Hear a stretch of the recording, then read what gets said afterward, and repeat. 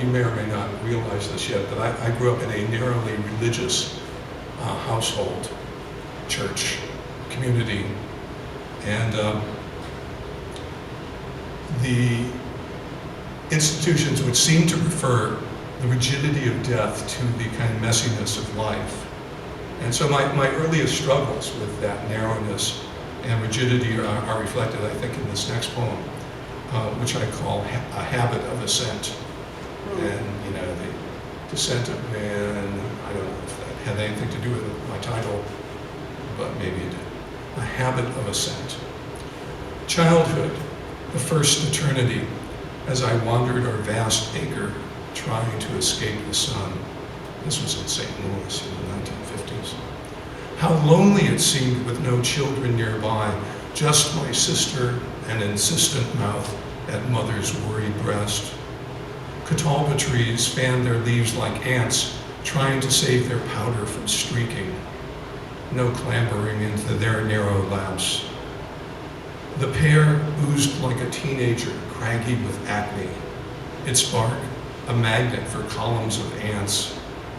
I circled the firs and stroked the knees of elm and oak, giants in conversation as the wind riffled their hair. Only the apple tree was short and broad enough to harbor this restless climber. Its cool fire surrounded me as I climbed into flowered lace and huddled in the second crook, watching leaves, then apples, sweeten on stems. Here where all the trouble began, in the garden of the heart. At night, I dreamed the whole miracle again, an explosion of green branching into darkness. And yet I wanted more, some escape from what I was, from what my parents wanted me to be. Come morning, I drape myself along a limb like a python, inhale the husky perfume, stroke the swollen fruit, as if this had always been my home. Next poem has to do with the death of a relative. One argument for religion is that it provides consolation for life's challenges, death being the most grievous of our challenges. But death is also a great awakener, for those of us that don't find, the consolations we're handed by church and parents. Death can mean a sudden awakening. So this is called a sudden harvest.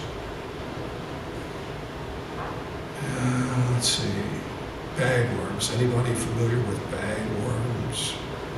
I'll explain them. One August, bagworms lit my father's evergreens like Christmas lights, thousands of gold cocoons, simple materials, needles, and something like spit to hold them together.